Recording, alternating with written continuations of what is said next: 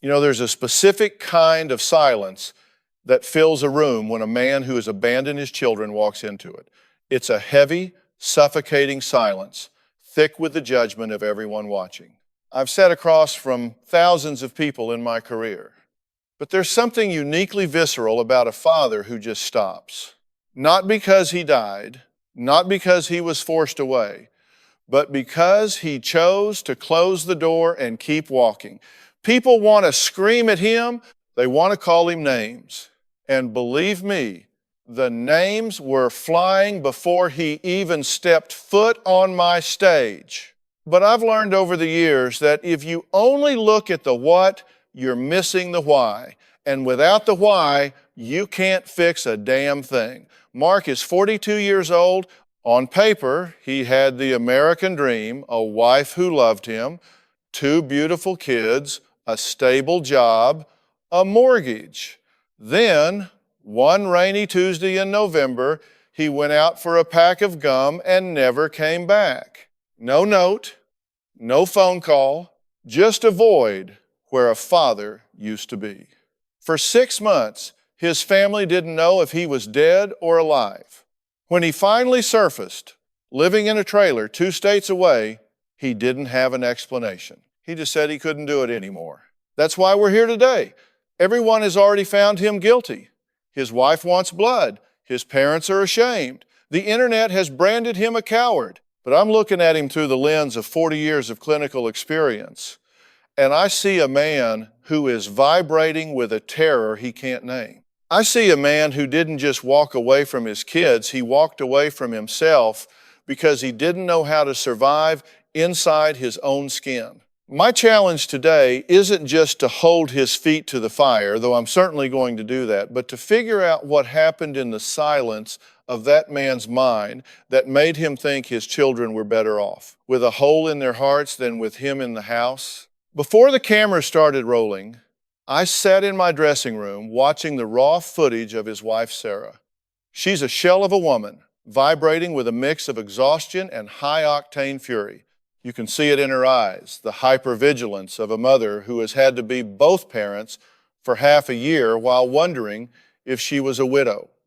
She's calling him a monster, a narcissist, a deadbeat.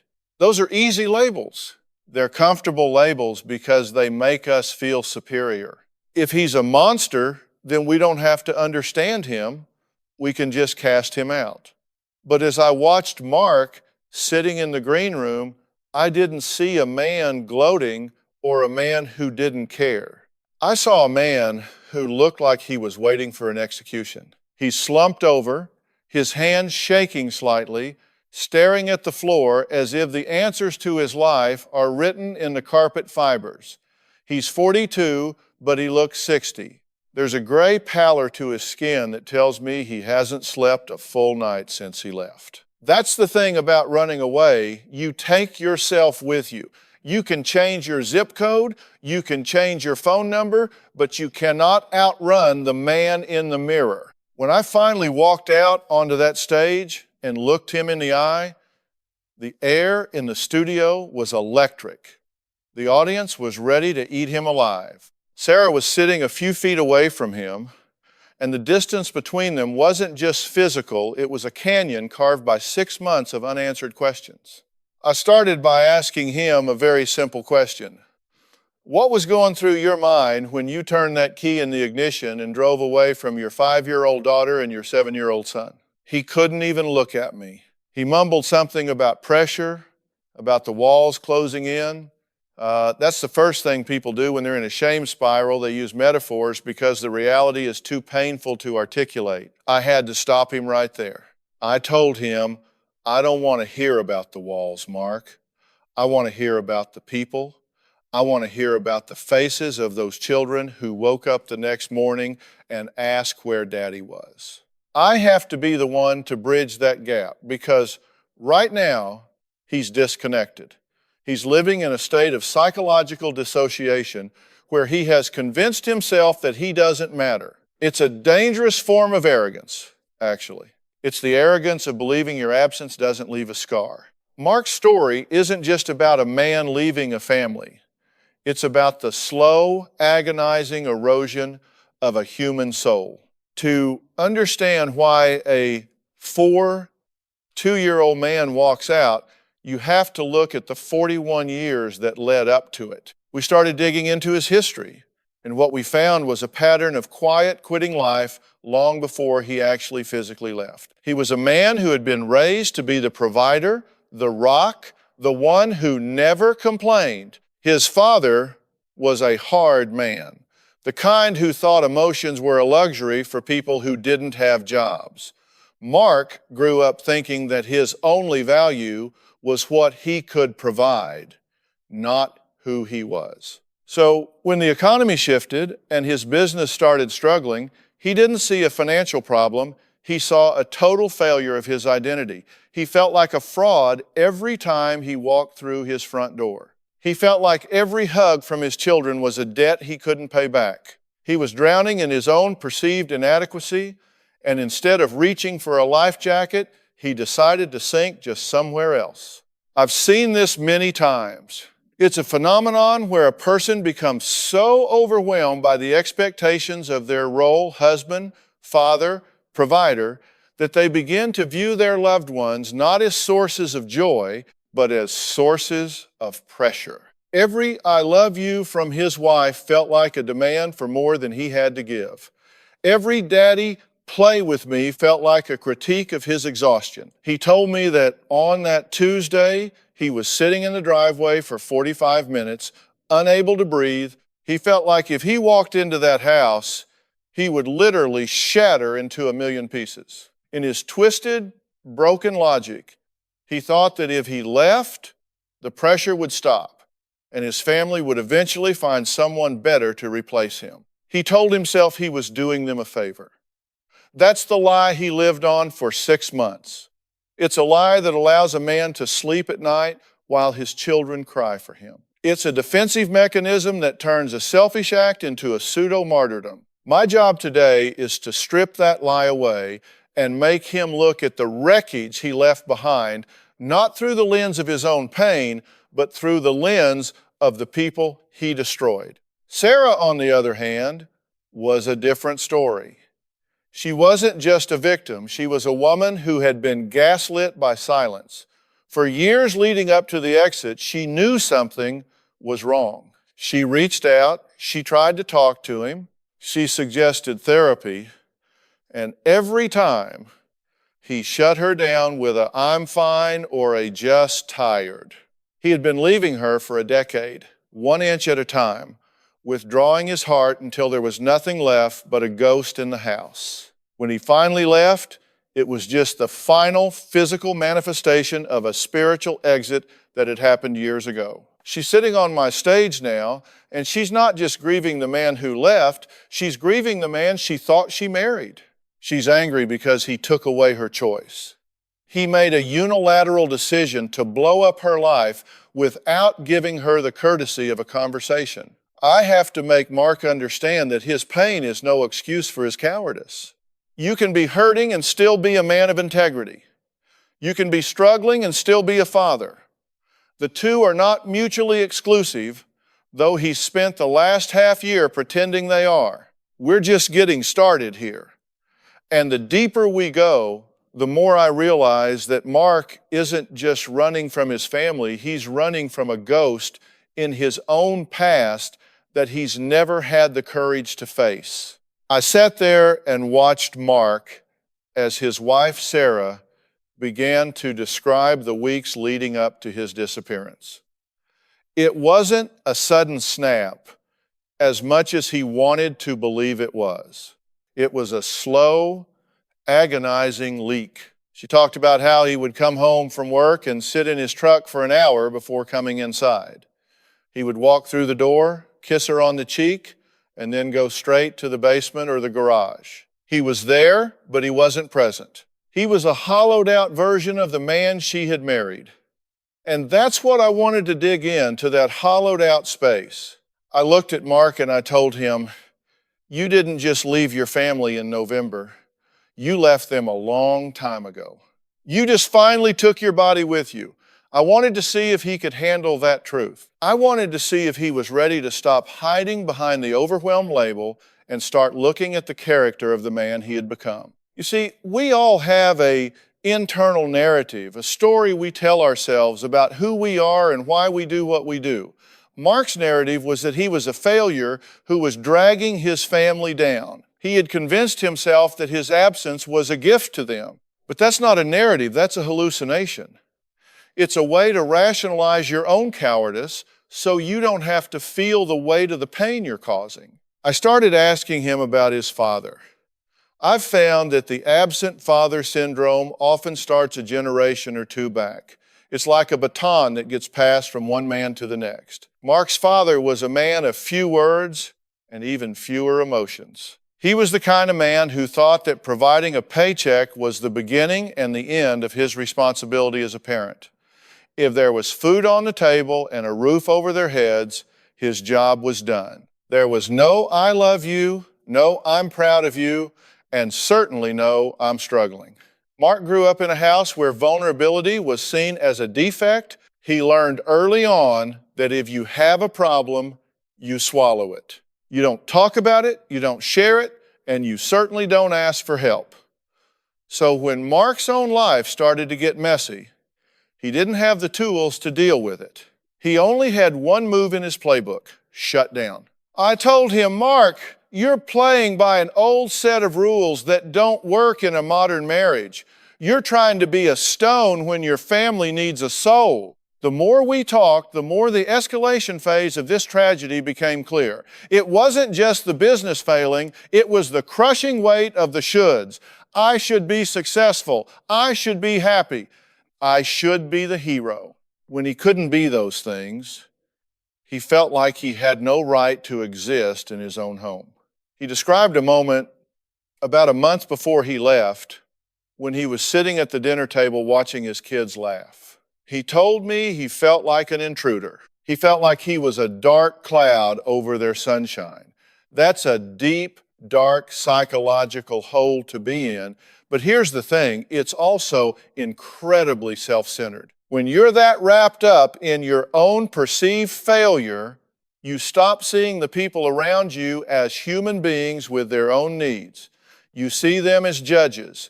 You see them as mirrors reflecting your own inadequacy. Sarah was trying to love him, but he interprets her love as pity. His kids were trying to bond with him, but he was interpreting their needs as demands he couldn't meet. I turned to Sarah and asked her to describe the impact on the children. This is the part that usually breaks through the wall. I don't care how much a man is hurting, he needs to hear the cost of his exit. Sarah's voice broke as she talked about their 7-year-old son, Leo. For months, Leo wouldn't go to sleep unless the front porch light was on. He would sit by the window for hours, just watching for a silver truck that never came. He started wetting the bed again. He started asking if he did something wrong. Did Daddy leave because I was too loud? Did Daddy leave because I didn't clean my room? I watched Mark's face as she said this. I saw a flicker of something pain, maybe, or just the beginning of a realization. I leaned in and I told him, Mark, you thought you were leaving because you weren't good enough. But what you actually did was tell your children that they weren't good enough to stay for. You traded your temporary discomfort for their permanent insecurity. Is that the legacy you want to leave? Is that the man you want to be? The tension in the room was so thick you could have cut it with a knife. The audience was dead silent. Usually there's some murmuring or some shifting in seats, but not today. Everyone was locked in on this man's reaction. Sarah wasn't yelling anymore. She was just stating facts, and those facts were more devastating than any scream could ever be. She talked about the financial ruin. Because Mark walked away from the business and the mortgage, she was facing foreclosure. She had to take 3 jobs just to keep the lights on and the kids fed. She was exhausted, she was broken, and she was alone.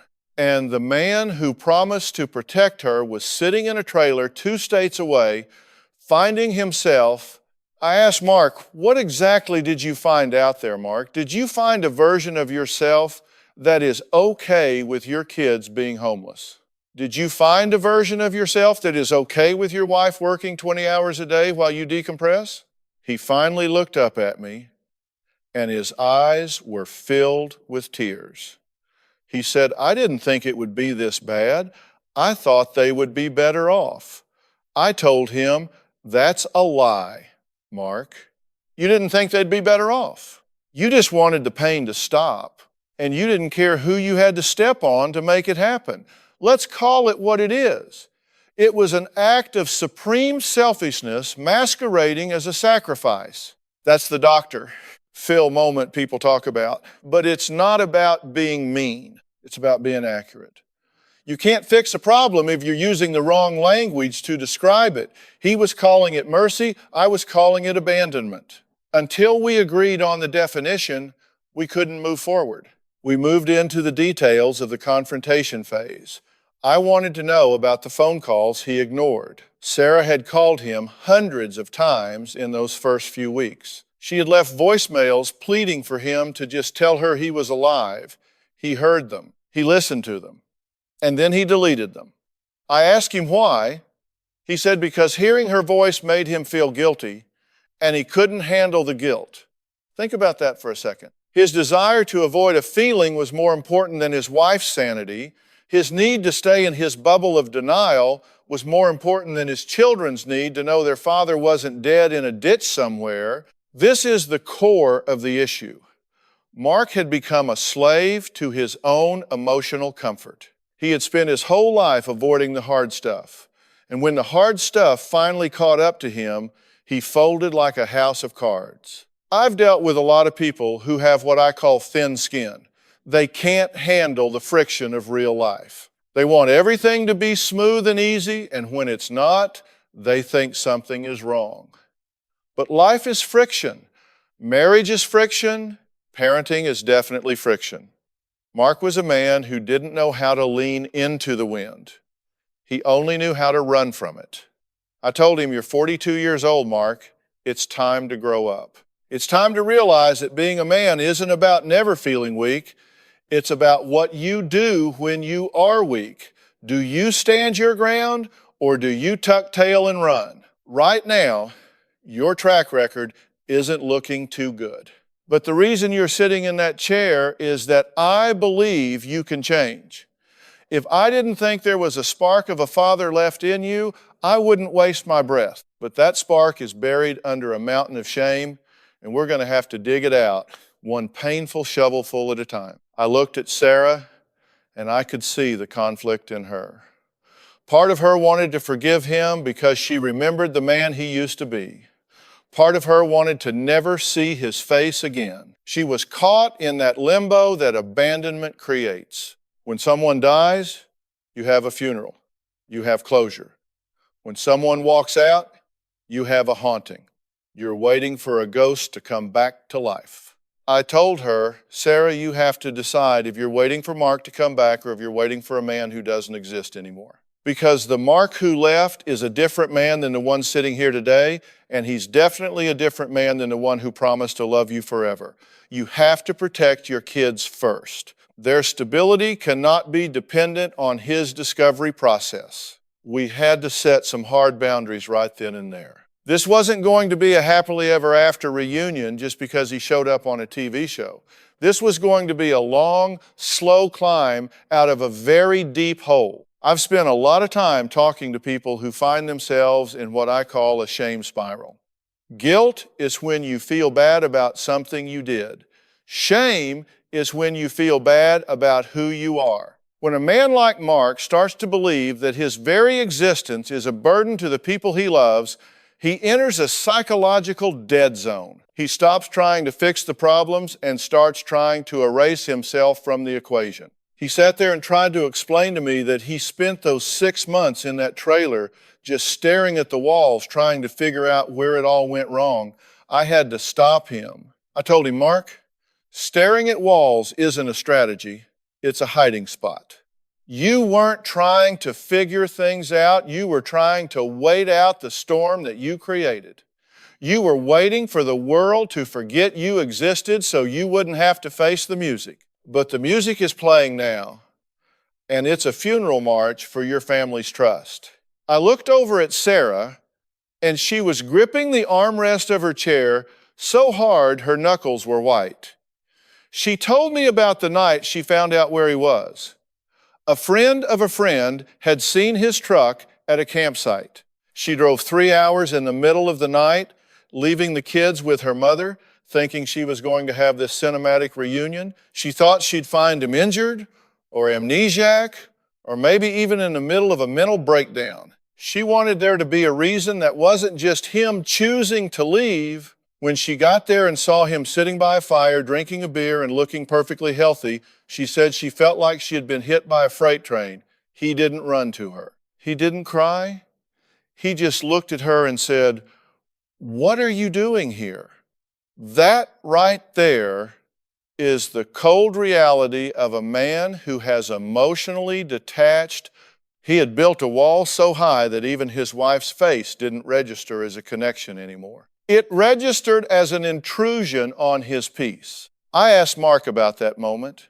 How do you look at the woman who birthed your children, who has shared your bed for 15 years, and ask her what she's doing there? He told me he felt violated. Think about the narcissism in that statement. He felt violated because she found him after he abandoned her. I told him, "Mark, you've got your roles reversed. You aren't the victim of a search party, you're the perpetrator of a desertion. You're acting like she's the one who did something wrong by trying to save her family. This is what happens when a man's ego gets so bruised that he can't see past his own reflection." He was so busy protecting his peace that he didn't care that his peace was built on the wreckage of his children's security. We call that a predatory peace. It's peace at someone else's expense, and that's a debt that eventually comes due. We moved into the escalation of their marital issues before the big exit. Sarah started describing the nice guy syndrome that Mark had perfected. He was the guy who never argued. He was the guy who always said, "Yes, dear." He was the guy everyone in the neighborhood thought was a saint. But underneath that nice guy exterior was a volcano of resentment. He didn't know how to say no, he didn't know how to set boundaries, and he didn't know how to ask for what he needed. So he just swallowed every frustration, every slight, every fear until he was full of poison. He wasn't being nice, he was being dishonest. He was building a case against his wife and his life in the dark, and she had no idea the trial was even happening. By the time he walked out that door, he had already convicted her of suffocating him, even though he was the one who never told her he couldn't breathe. I told Mark, "You're a classic avoider. You avoid conflict until it becomes a catastrophe. You think you're being a good guy by not fighting, but what you're really doing is being a coward by not showing up." A real man stands in the gap and says, "I'm struggling, I'm scared, I'm failing, and we need to talk about it. You just checked out and left her to pay the bill." I asked him if he understood the concept of interdependent relationships. In a marriage, your choices aren't yours alone. They belong to the we. When you make a unilateral decision to leave, you've dissolved the we and declared yourself the only person who matters. That's not a midlife crisis, Mark. That's a character crisis. And you can't buy a new car or move to a new town to fix a hole in your character. The confrontation really hit its peak when I brought out the photos of his children. I don't usually like using props like that because it can feel theatrical.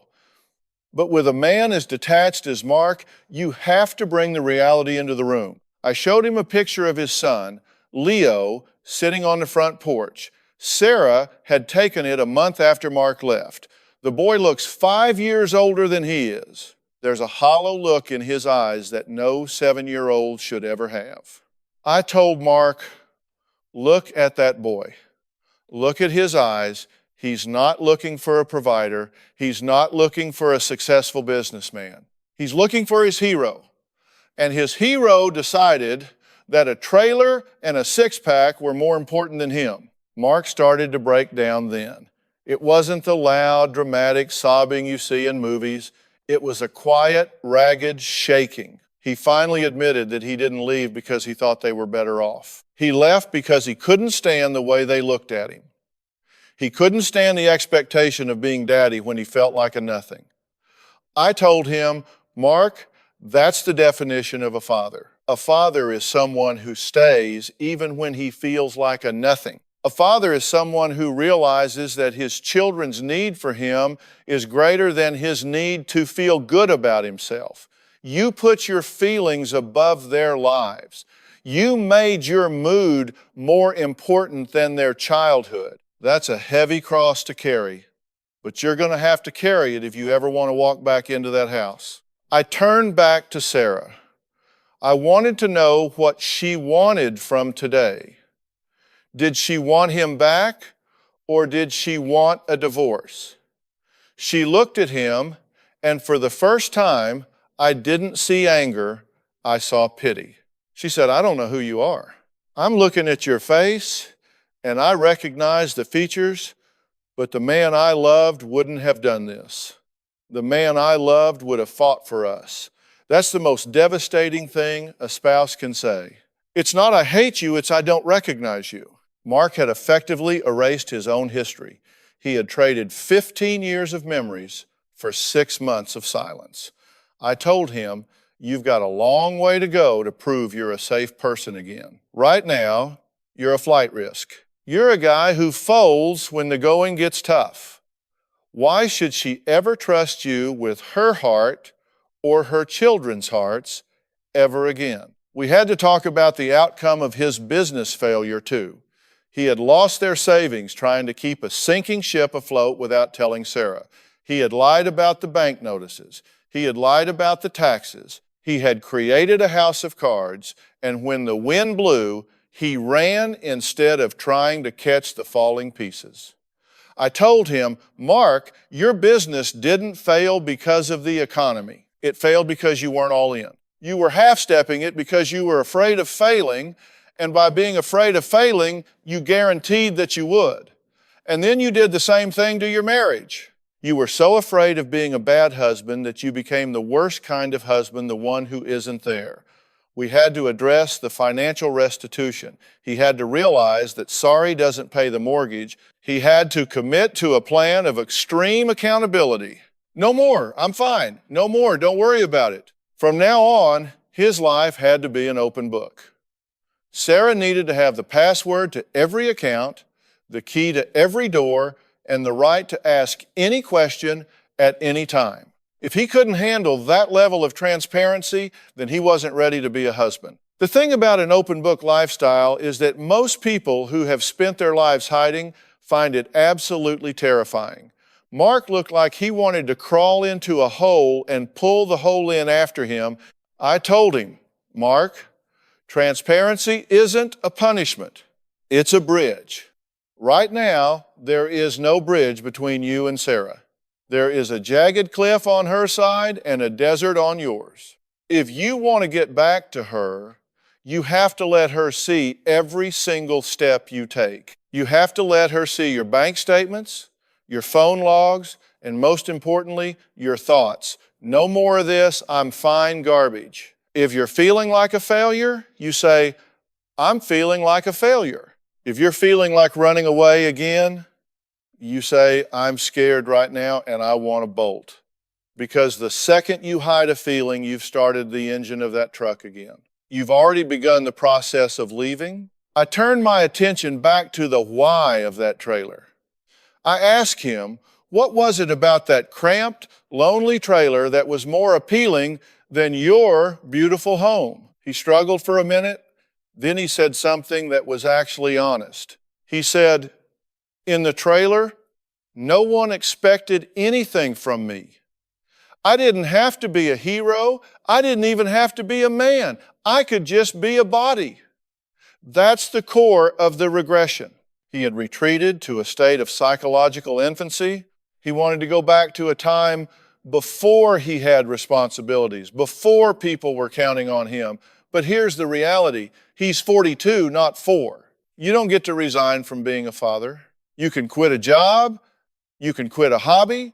You can even quit a marriage in a legal sense, but you can never, ever quit being a father. That's a life sentence. And he was trying to commute it for good behavior, except his behavior was anything but good. I wanted to address the outcome phase of this situation because we were reaching a tipping point in the conversation. Sarah was starting to see that Mark wasn't a monster in the way she had imagined. He wasn't out there living a double life with another woman or gambling away their money on high-stakes poker. He was just a man who had broken under the weight of his own expectations. But knowing he wasn't a villain didn't make the pain go away. It almost made it worse. If he had been a monster, she could hate him and move on. Because he was just broken, she felt a sense of obligation to fix him, and that's a dangerous place for a betrayed spouse to be. I told her, Sarah, you are not his therapist. You are not his mother. And you are certainly not his rehabilitation center. If he is going to get well, he has to do that on his own time and with professional help. You cannot love him back into being a functional father. He has to choose to do the work. I asked Mark if he was willing to go to an intensive therapy program I had lined up for him. I told him it wouldn't be easy. It would involve looking at every dark corner of his psyche. It would involve talking about his father, his business, and his cowardice until he was sick of the sound of his own voice. He agreed, but he said it with a hesitant, I'll try. I stopped him right there. I'll try is a leak word. It's a back door.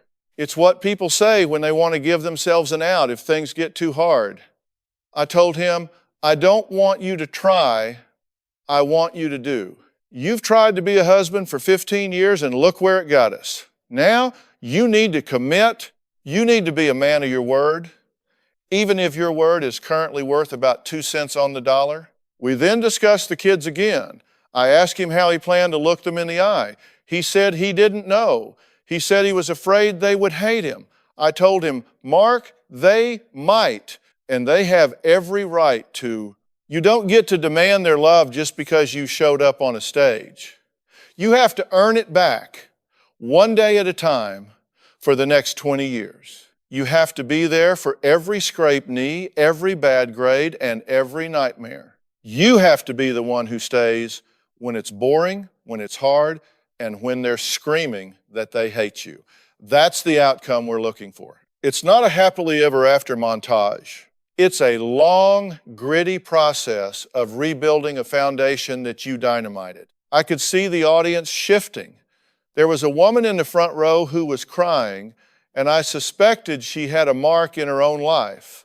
This story is so common, it's heartbreaking. Men feel like they have to be the man, and when they can't meet that impossible standard, they just disappear.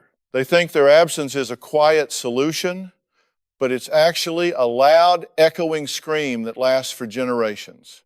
I told Mark that his son Leo was currently at a crossroad. Leo could grow up to be a man who communicates, or he could grow up to be a man who runs, just like his dad. Mark is holding the pen that will write Leo's future. If Mark stays and does the hard work, Leo learns that mistakes can be fixed and that fathers are reliable. If Mark slips away again, Leo learns that love is conditional and that men are gone when things get tough. I asked Mark, which story do you want your son to tell at your funeral? The conversation shifted to the practicalities of their separation. Sarah wasn't ready to let him move back into the house. I supported her in that.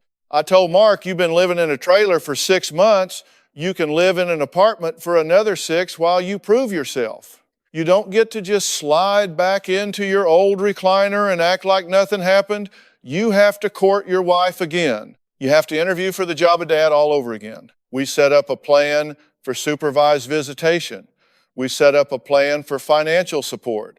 We set up a plan for individual and marital counseling. It was a roadmap, but a roadmap is useless if the driver doesn't want to go to the destination. Mark looked exhausted by the end of it, but it was a different kind of exhaustion. It wasn't the hiding exhaustion. It was the exhaustion of someone who has finally put down a heavy burden. The burden of the lie. When you're living a lie, you're always on guard. You're always waiting for the other shoe to drop. Well, the shoe had dropped. It had hit the floor with a deafening thud, and he was still standing.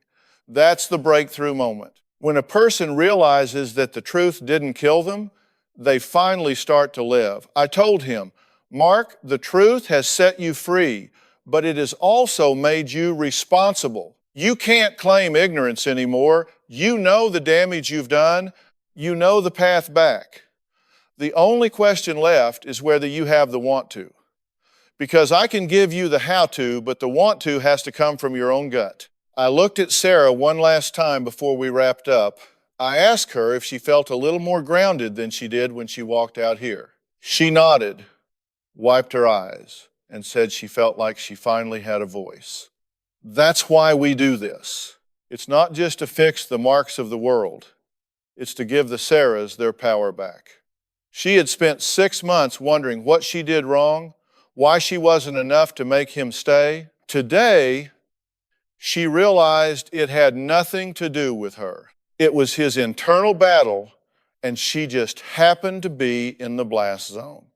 That realization is the first step in her own healing. Whether they stay together or not, she now knows that she is a woman of worth, a woman of strength, and a mother who kept her family together when the man of the house checked out. That's a victory, regardless of the marital outcome. When the cameras finally stopped rolling and the studio lights dimmed, that heavy silence I mentioned earlier didn't just evaporate, it changed. It went from a silence of judgment to a silence of exhausted realization. I walked backstage and I saw Mark sitting on a crate in the hallway, his head in his hands. This is the part the TV audience doesn't usually see the aftermath, where the adrenaline wears off and the reality of the work ahead settles in like a cold fog. I walked over to him and put a hand on his shoulder. I didn't say anything at first. Sometimes a man just needs to feel the ground beneath his feet again. After a minute, he looked up at me, his eyes red and raw. He asked me, "Do you think they'll ever forgive me, Phil?" I looked him straight in the eye and gave him the only honest answer I had. I don't know, Mark. And frankly, that's the wrong question. The question isn't whether they'll forgive you. The question is whether you're going to be the kind of man who is worth forgiving, regardless of whether they ever do. That's the hard truth about reconciliation. We want the payoff before we do the pay in.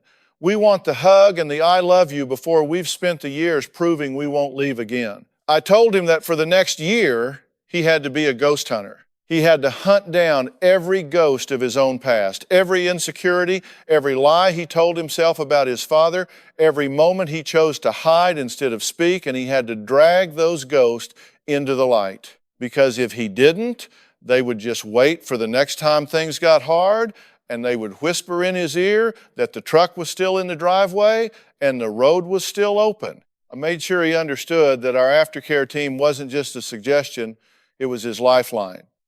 We set him up with a psychologist who specializes in male depression and avoidant attachment. We got Sarah a support group for spouses of abandonment.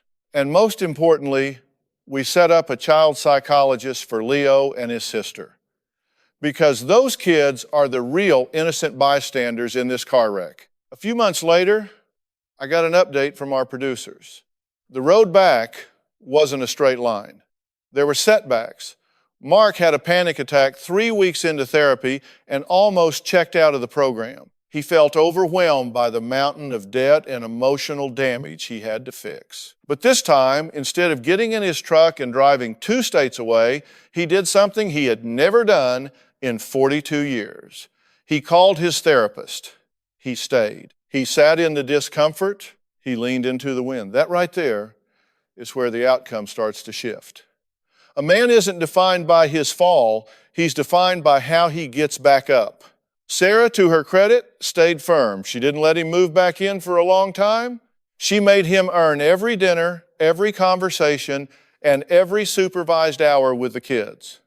She realized that by protecting her own boundaries, she was actually teaching him how to be a man. She was showing him that love has a price, and that price is presence. I think about Leo a lot. Sarah told us that the first time Mark came over for a supervised visit, the boy wouldn't even come out of his room. He was terrified that if he saw his dad would disappear again the second he closed his eyes. Mark had to sit outside that bedroom door for 4 hours, just talking to the wood. He told his son about his day. He told him he was sorry. He told him he wasn't going anywhere, even if the door stayed locked. That's a breakthrough that doesn't happen on a stage. It happens in the quiet, painful corners of a broken home. It took 6 of those visits before Leo finally cracked the door. They didn't have a big movie hug. They just sat on the floor and played with Legos in total silence. But it was a present silence, not an absent one. And in that silence, a bridge started to form. What Mark's story teaches us is that manhood isn't about being bulletproof. It's not about having all the answers or never feeling like a failure. It's about the burden of care. It's about the fact that when you bring children into this world, you sign a contract with the universe that says, your needs come before my fears. Mark broke that contract, and he'll be paying the interest on that debt for the rest of his life. But he's paying it. He's showing up. He's working 2 jobs, one to pay back the creditors and one to support the family he almost lost. He's tired, he's humbled, and he's finally, for the first time in his life, authentic. He told me in a follow-up email that he used to think being a man was about being strong, but now he knows it's about being seen. Even when you're failing, you let them see you. Even when you're scared, you let them see you. Everyone turned against Mark when he walked out, and they were right to do so. You don't get a pass for abandoning your post. But the reason we do what we do on this show is because we believe in the power of the pivot. We believe that a human being is a work in progress until the day they put them in the ground. Mark was a 2-year-old child who had to grow up in the most painful way possible. He had to see the ugly in the mirror before he could see the good in his life. Sarah is still healing. The kids are still healing. There are still nights when the porch light stays on, just in case. But the silver truck is parked in the driveway now, and the man inside it knows that he is exactly where he belongs. Not because it's easy, but because he finally realized that he is enough, just as he is, to be a father. Life is messy, it's complicated, it's full of people who want to run when the walls close in, but if you can just stay in the room, if you can just keep breathing, when the pressure mounts, you'll find that the walls aren't actually closing in. They're just the boundaries of a life that is waiting for you to claim it. Mark claimed his life. He stopped being a ghost and started being a man. And in the end, that's the only outcome that matters. It's not about happily ever after. It's about faithfully right now. You have to be all in or all out. And for the first time in his 42 years, Mark is finally, truly all in.